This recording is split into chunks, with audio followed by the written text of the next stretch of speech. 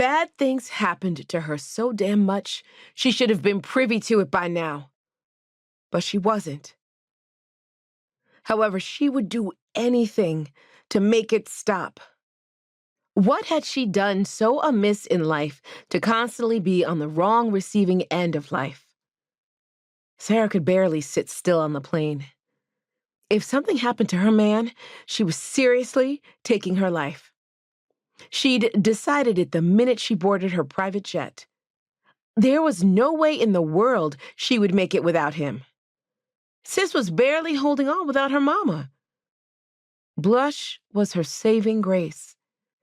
He was her knight in shining armor. He made everything better.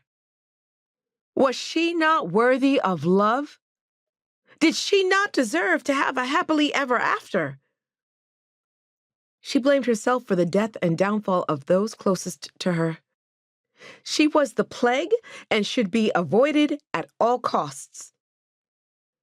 After laying eyes on Blush, she planned on leaving. Blush didn't need to be attached to her karma. If he was dead, she was going to be joining him soon. Sara buckled herself in. The flight attendant told her that they would be leaving in a few minutes, so she took that time to call Grace.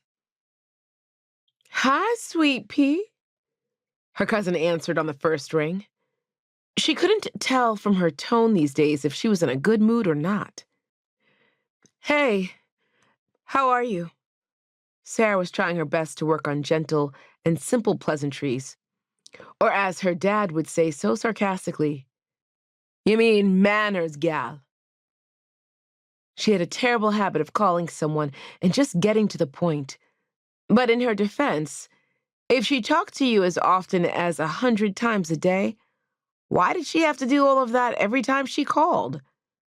However, no one understood her argument. So here she was asking these stupid-ass questions in an attempt to not be called rude later. "I'm fine. How are you?"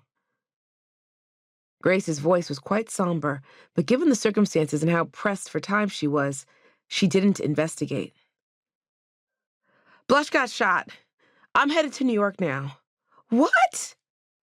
Grace stood up immediately from the booth that she'd been in. Sara closed her eyes in hopes of keeping the tears at bay. It was hard to talk without screaming. Grace didn't know where to start. "Is he alive, Sara?